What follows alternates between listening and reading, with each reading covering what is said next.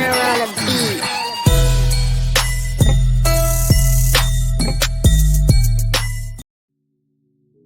Women are mad at the cost of rent and they have something to say about it. Let's get into it.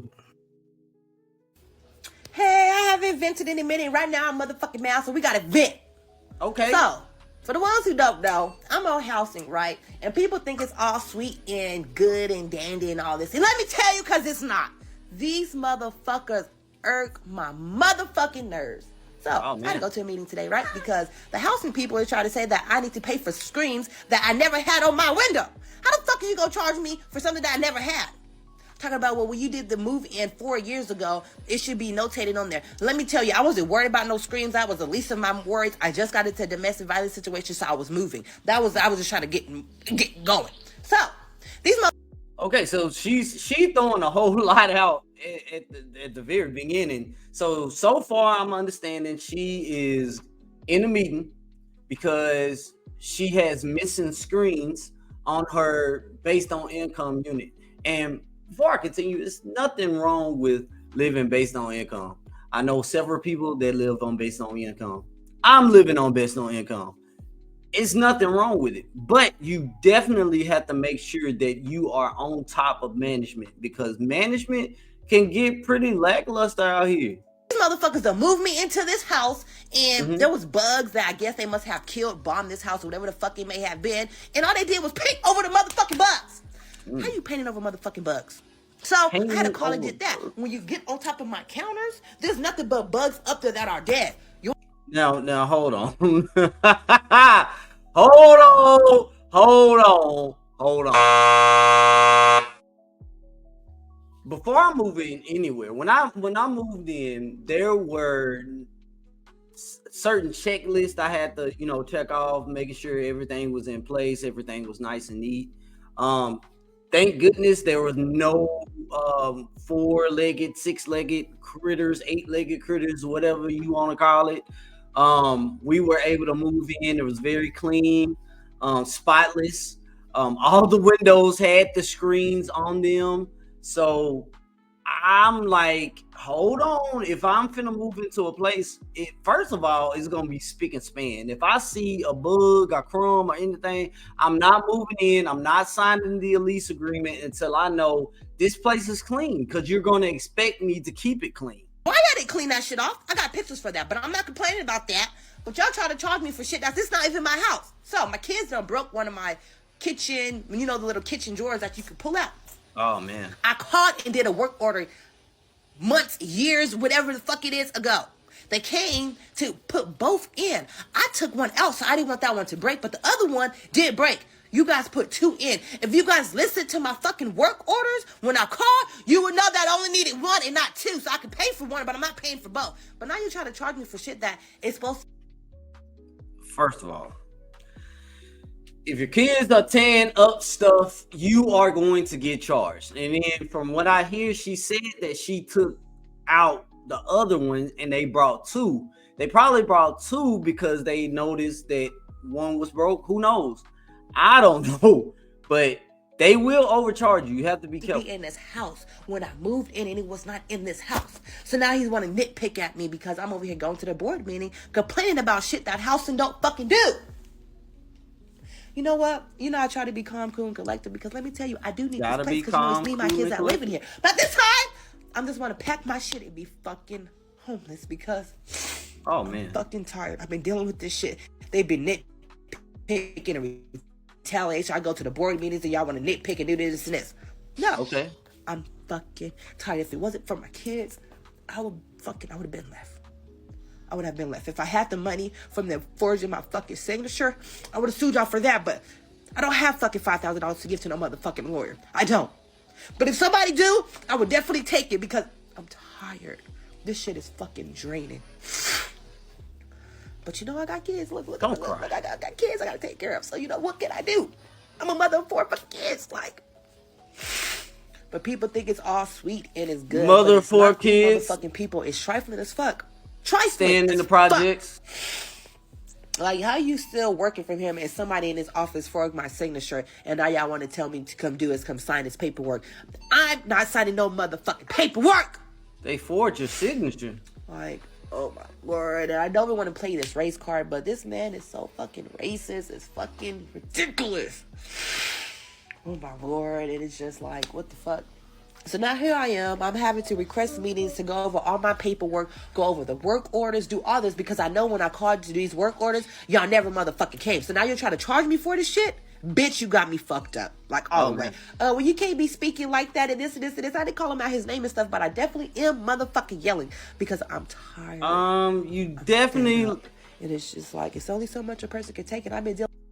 See, when you are in situations like this, they expect you to get out of pocket so they can play victim. You definitely have to make sure that you keep yourself cool, calm, and collected, even though everything that they're doing is not right. By getting out of character, you escalate things and make things way worse than they have to be. And now the apartment complex or the housing authority can hide behind your anger to shield them from having to do anything. As a matter of fact, they can evict you because of your unruliness. With this shit for my bad, I had a phone call, but oh my lord, I've been dealing with this for like over 10 fucking years, and it's like a decade. I'm tired and I'm fed up. Wait a minute. You mean to tell me that you've been dealing with this situation for over a decade? You couldn't transfer to another housing authority? You couldn't put in for another based on income unit? People, I understand there's waiting lists going on around the nation because everybody is trying to get on affordable housing or based on income or what have you. But to tell me that for a 10-year period, you've been dealing with the same apartment complex and they have yet to get things right, that is absolutely sad.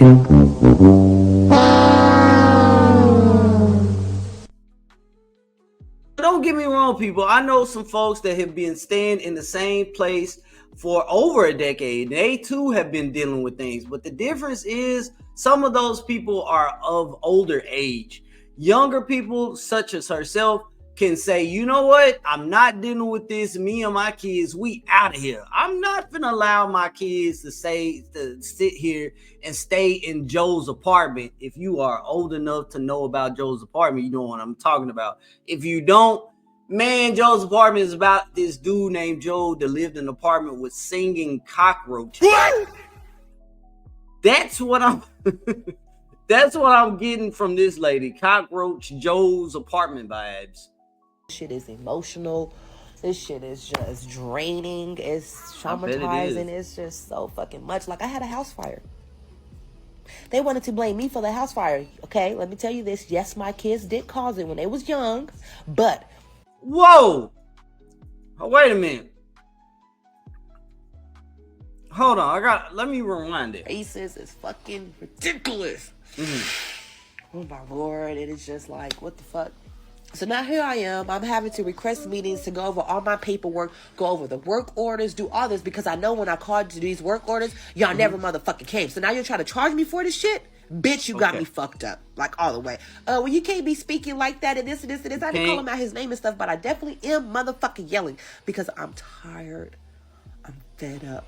And it's just like, it's only so much a person can take, and I've been dealing with this shit for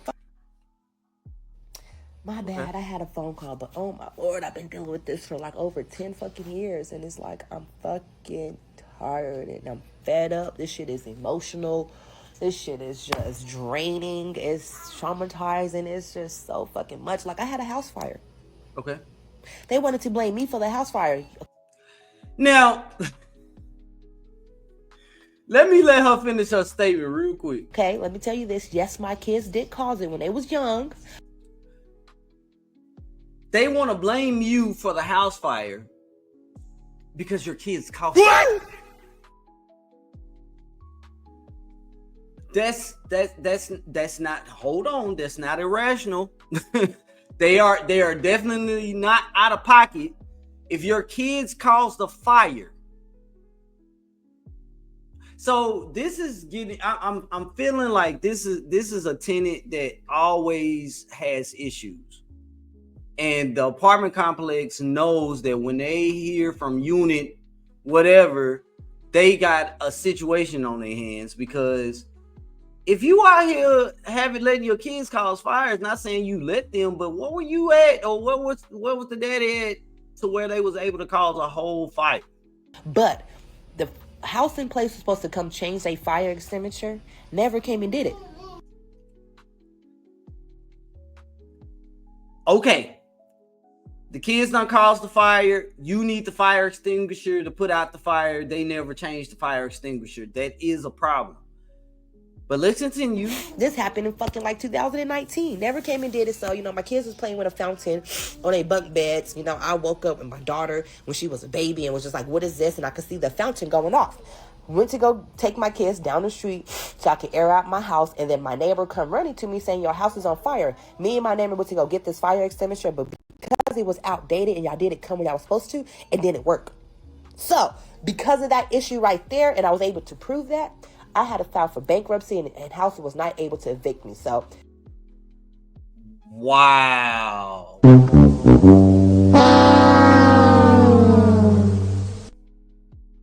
Man. house has been waiting for me to fuck up, and I'm letting y'all know, bitches, I'm not fucking up. Oh, I'm gonna try to woosah and try to relax, but now they gotta come pick up this drawer from this kitchen because I already have it. You can't charge me for something that I already fucking have. Like, even when I was moving from my last place, y'all enter my unit before I even turn in my keys and move the fucking oven in the refrigerator and stuff. Why did you do that if I didn't turn in my keys yet? Oh, we need to come and enter. I have pictures of it. Yes, I do. But it's my words against theirs, and when you go to these meetings, it's just their people. It's not nobody like lawyers or anything like that. Unless they try to evict me, and then that's when I have to get a lawyer, and that's when a free legal aid or somebody want to help me. But other than that, they want me to pay out of pocket. I'm low income. Bitch ain't got it. But when I do fucking get it, I guarantee you I'm coming after y'all. House in authority, I'm fucking coming after y'all for all this emotional distress and everything y'all have put me through. Yes. Now, I'm not saying this lady doesn't have an argument. I'm pretty sure that she has been dealing with a lot of mental trauma and stress with the housing authority. But ma'am, you said your kids burnt up a unit. This is why it's important to have renter's insurance. So in case things like this do happen, you have coverage. You don't have to be on the hook for the damages that occurred. The reason why she would have to file bankruptcy is because she didn't have the money to pay for the unit, and she didn't have coverage to protect her from any type of perils such as fires, floods, you name it. All right, but let's continue on with her story. This is definitely sad, but people think it's all just low income. Let's get it. And this, but it's motherfucking hell having to deal with housing. Like, I have no privacy. Okay, you have no privacy in my house when I'm upstairs in my bathroom, and I can't hear nothing. I can't open the door because I'm on a motherfucking toilet. Now, I want to put this in proper perspective because I want to make sure that it's understood that these folks aren't just entering into our home. At least I don't think they are.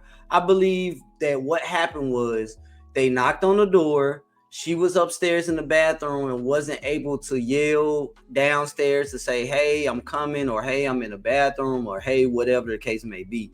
So what tends to happen is if there is a unit inspection, you normally receive notification via correspondence, paperwork in the mail, something on your door, letting you know that an inspection is coming up on such and such date. Someone will be entering into your unit at such and such time, or between the hours of such and such and such and such. So what she's saying is letting me know they came, they knocked on the door, she was upstairs in the bathroom, and they entered the unit. I'm having to yell in my house talking about, give me a minute and I'm on the toilet, and then they leave and go outside. Yeah, okay, so that's what I just explained. They knocked on the door, she's upstairs in the bathroom, she hears them enter in, she yells again to let them know that she's in the bathroom, and they go back outside to wait for her. I don't believe these folks just showed up unannounced. That usually does not happen unless the office have been receiving complaints and they have reason to believe something is going on in the unit that can cause them to be a liability. So they're coming to check things out to make sure things are okay. This doesn't sound like this is one of those times. But hey, I could be wrong. Your kids did burn down a unit. Who want to live like that? Like, it's not okay. But I have no choice. Okay. Now, I understand women are very emotional. I'm not saying she can't be emotional in this time. I'm really not. I'm dead serious. She probably has been dealing with a level of stress from the housing community or housing authority. But at the same time, I'm pretty sure that they have been dealing with difficulty from her, i.e., make sure you have coverage such as renter's insurance. Renter's insurance is usually $14, $15, maybe $20 at the most. Pretty cheap. But that policy can save you if something happens to the unit, such as your children start a fire. I shouldn't have to tell nobody, give me a minute, and this is my house. This should be my safe place. Well, you do have to take into consideration that you live in housing, and they let you know during your lease signing that when they are going over your lease on what they expect from you as the tenant, they let you know that there's going to be unit inspections. They let you know that they will be entering your unit. Some complexes do it monthly, some do it quarterly. No matter when they do the inspection, they let you know that they will be entering your unit. So you have to have some type of understanding that you won't be totally in privacy. Yes, they are not supposed to come into your house and snoop around and see what you got. They ain't supposed to do that. But if they are coming into the unit to make sure the unit is not damaged, make sure that things are working, such as the fire extinguishers, the fire alarms, things like that, you have to have a certain level of expectations when it comes to housing. You can't just think that this is my unit, I own the unit, and nobody's gonna come in, no maintenance or anything. Ma'am, you don't own the house. It's not a house that you own. You are renting. So I understand to a degree. They're supposed to let you know, right? That they're coming over, they say, but they don't are. Because if you did, and if I didn't answer my door, you still enter my unit. Yes, I understand they have keys to enter, but I'm home. But I'm using the bathroom. No. Now this is one of them times. This is one of those times where I believe this young lady is trying to garner sympathy and want to tug on people's heartstrings. Again, for me living based on income, I definitely understand what she's talking about. I understand to the T what she's talking about. And it's not one of those situations to where, oh my gosh, they just enter into my house. If you are living in a housing authority such as that, you should be able to put in a transfer and move. You should be able to write a complaint to the head department, the housing development, and you should put in a transfer. Again, I know some things ain't right. I've had to go down to the office and I've had to put in a complaint like, hey, but it's not to this degree. But this is our story. Like, it's just too motherfucking much. Like, it is really fucking overwhelming. So she's saying it's overwhelming. When I moved into my first unit, I had missing underwear. And my doors was always locked when I returned. But at the time, I didn't have cameras to prove it. So That's great. You definitely want to make sure you get a camera, Ring camera. Now, some housing authorities do not allow you to mount the camera into their property, meaning they don't allow you to drill into their property to mount a camera. That still doesn't mean you can't have one. You should always have something to protect yourself from housing. Always have something to protect yourself from maintenance. You just thieves. It's always good to just have a camera so you know what is going on when it comes to where you live. Like she said, she wants to feel safe and secure in her home, and A not having a lot that camera people don't know doesn't. that goes on with the housing authority. Unless you know, you go to these board meetings. Hold on, I think those are photos. Oh, this is from the fire. Wow. A lot that people don't know that goes on with the house. That's got to be fire, y'all. If you telling me that this is your unit and something, the stuff is just damaged, I think this got to be from the fire, man.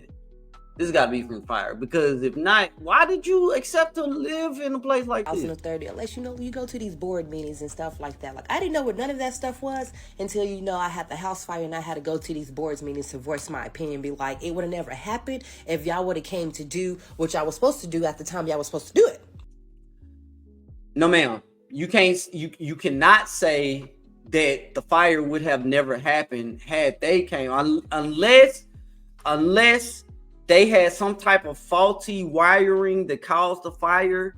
If your children caused the fire and you said that they did, yes, them not having a fire extinguisher to help you put out said fire can definitely fall back on them. But you can't say that the fire wouldn't have been had they did X, Y, and Z. That's not true. That's not true. Now, had your children not played with whatever they were playing with to start the fire wouldn't have started. Now, you can say the fire wouldn't have spread as bad as it did had you had a working fire extinguisher. Yes, but the peril itself, that's not their fault. But you didn't. So your shit got burned down. It did. My kids burned their shit down. It's not even funny like that because But you seem so happy that they burnt their shit down. See, the problem is people are out here looking for places to stay, to get out of the street, to get out of roommate situations, to just get off of the fact that they hit hard times and they staying with somebody until they find somewhere to go. To hear a story like this, ma'am, you pissing people off out here. I'm just going to be 100% honest with you. No, we could have got injured. We could have got hurt. But thank the Lord we didn't. But now, years down the line, so this happened like in 2019, December, the beginning or the end of fucking November, but right there by December. So, my kids did set this shit on fire. I didn't know we opened up the doors and windows, it basically would have lighted because I've seen the firework go out with my own motherfucking eyes. Okay, let me tell you, I'm sleeping in bed with my baby. I just had her. She was born May. This happened December. I woke up to the smoke detector going off and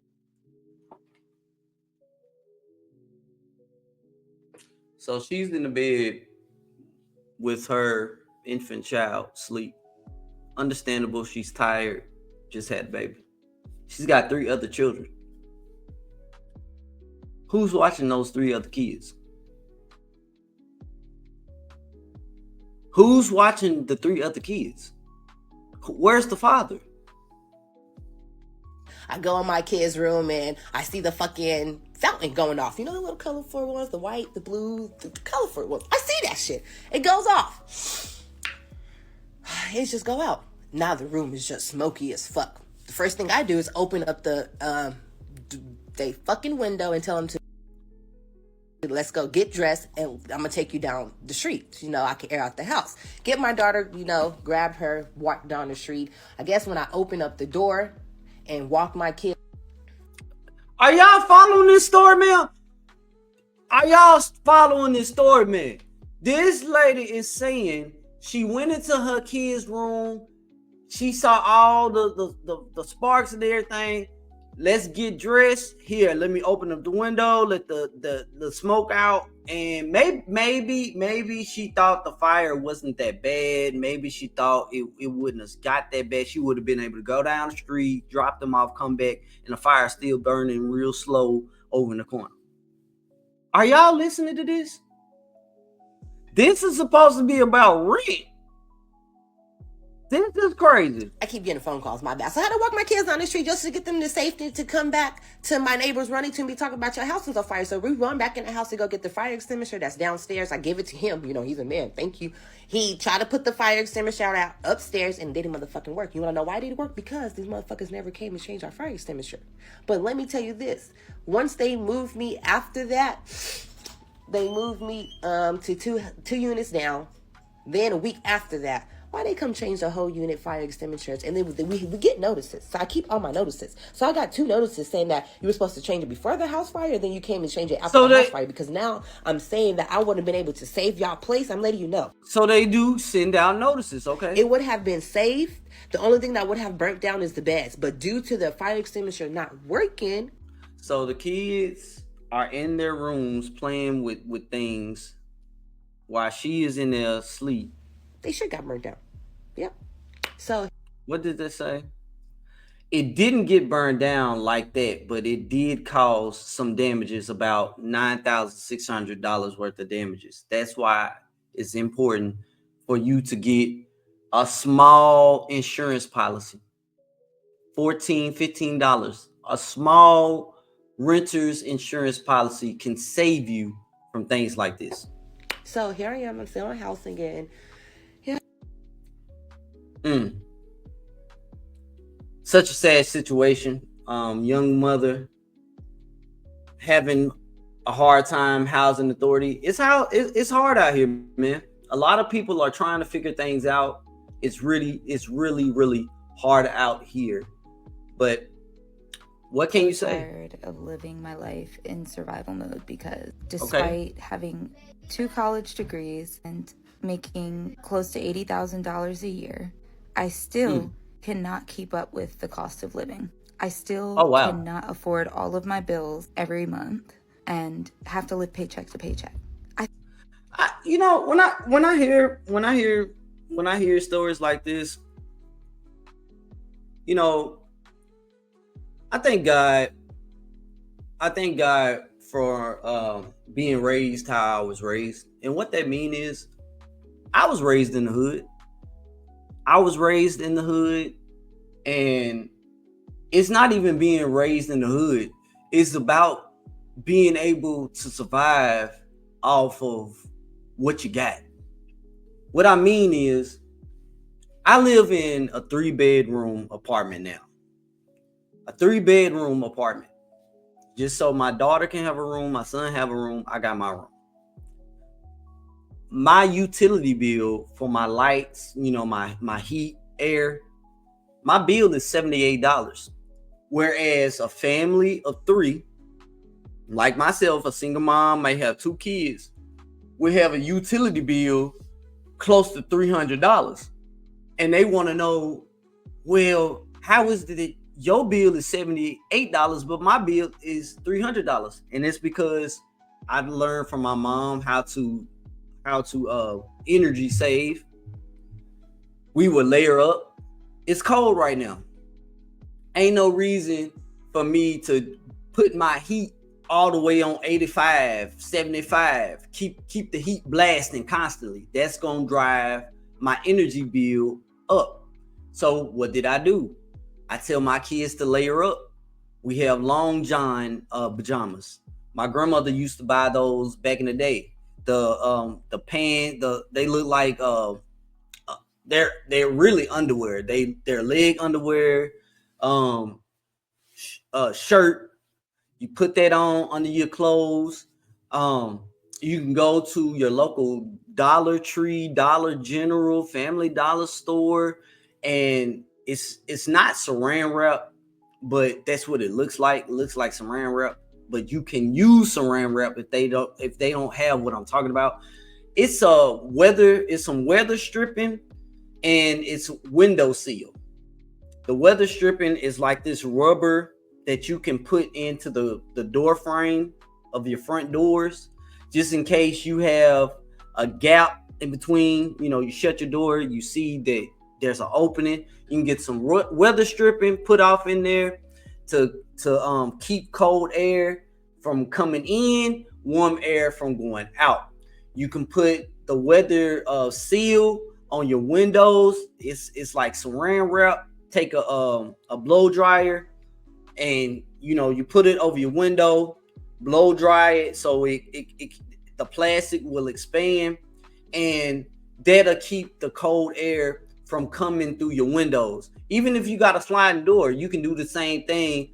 Take the seal and just put it over your sliding door. I'm pretty sure you're not going to be going out on your patio while it's cold, but that'll seal, keep cold air from coming in, warm air from going out. That'll help on your utility bills, things that you are not using. If you're not using your microwave, your blender, your what's that, air fryer, whatever electronics, whatever you are not using, lamps, TVs,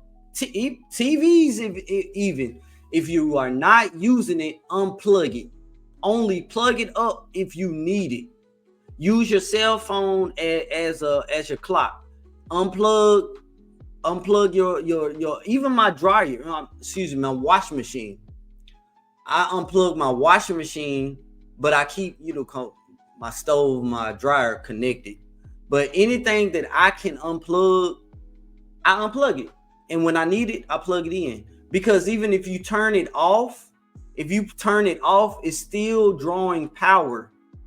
It's still drawing power so that when you turn it on, it has enough energy to power on. So anything that you turn off and you leave plugged up is still pulling on the circuit.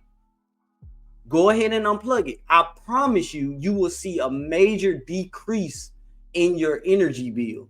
You have to learn how to cook food to make the food stretch. Learn how to, if you're not the best cook, it's nothing to boil some noodles, brown some ground beef or some ground turkey, add some tomato sauce. You got a big pot of spaghetti.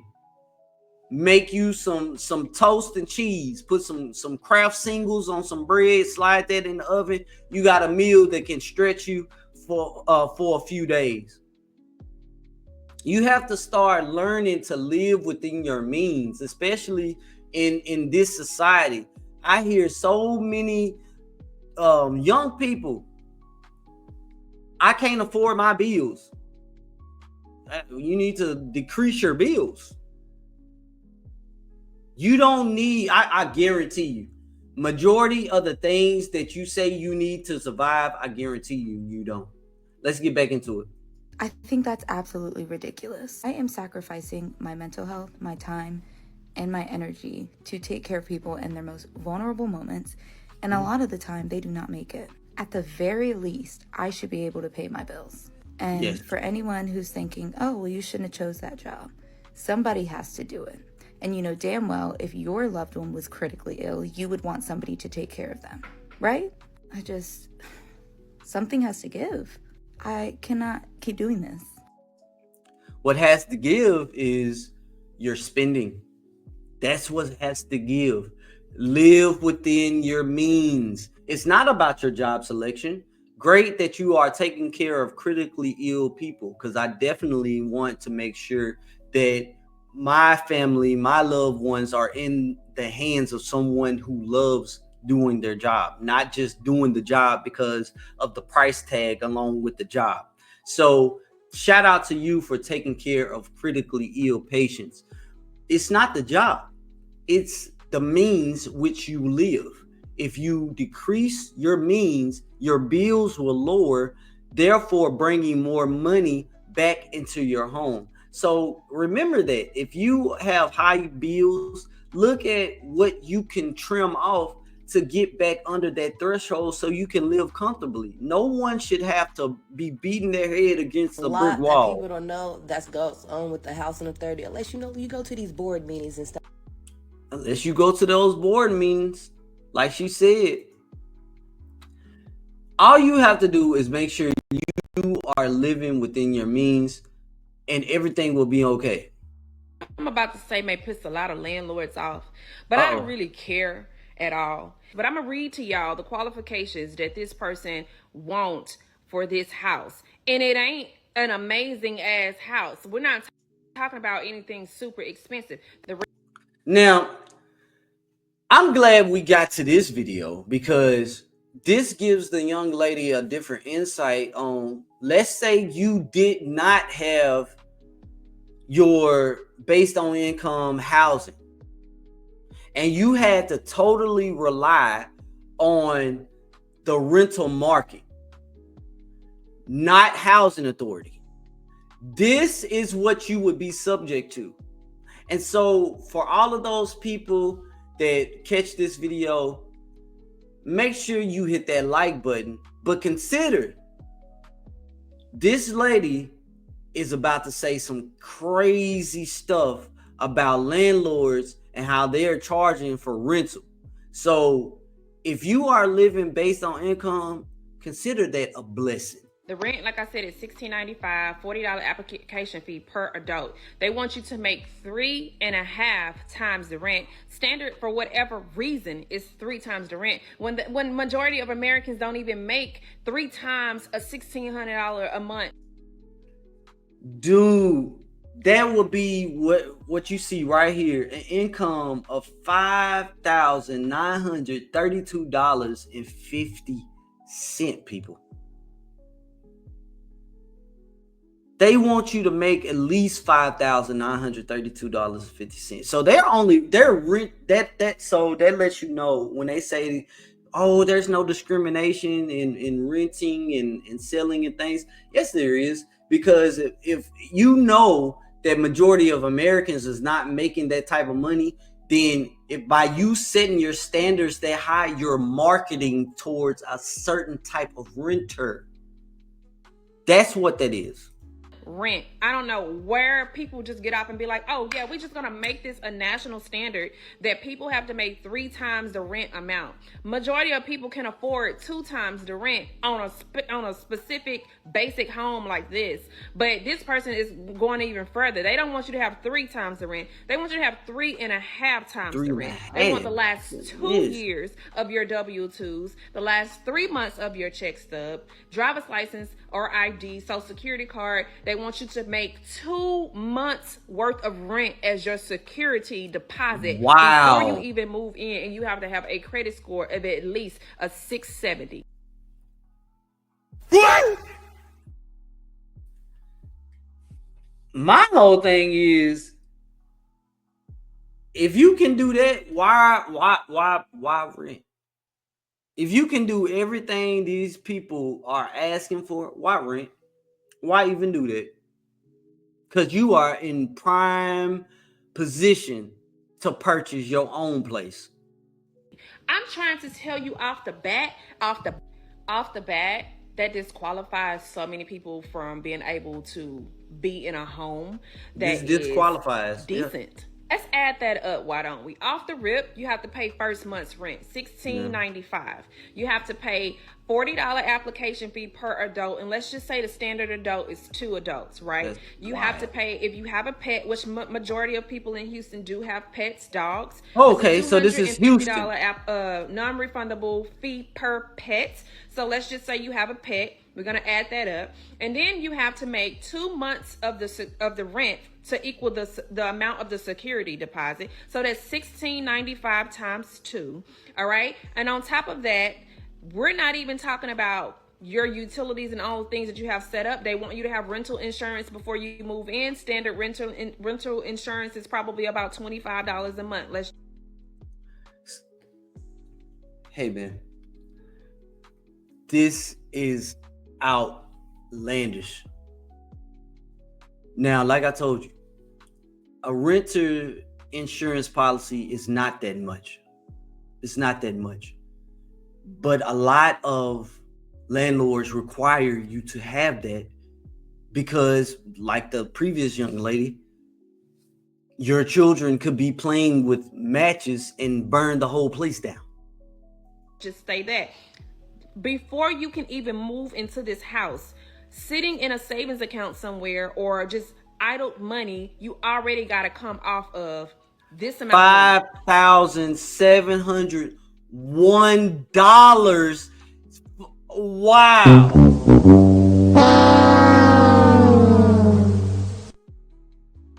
What point we stop being human, though? Even as an investor and a landlord, at what point did we stop being human and we say money trumps everything, including people? I don't get it. The love of money is the root of all evil. It's not money is the root of all evil. The love of money is the root of all evil. This year is crazy. It is blowing my mind. It's hard out here in America and trying to stay afloat. You do yourself a disservice if you are living well above your means and you're trying to support a high luxury lifestyle that you're killing yourself to afford. Man, make sure you hit that like button. Go ahead, subscribe to the channel for more content. Join the pull-up team, the membership that we have here on the channel. Listen, we'll continue to cover more stories. I will catch you guys next time right here on the Receipt Show with your boy KKC. Thank you for tuning in. I'll catch you next time. Peace.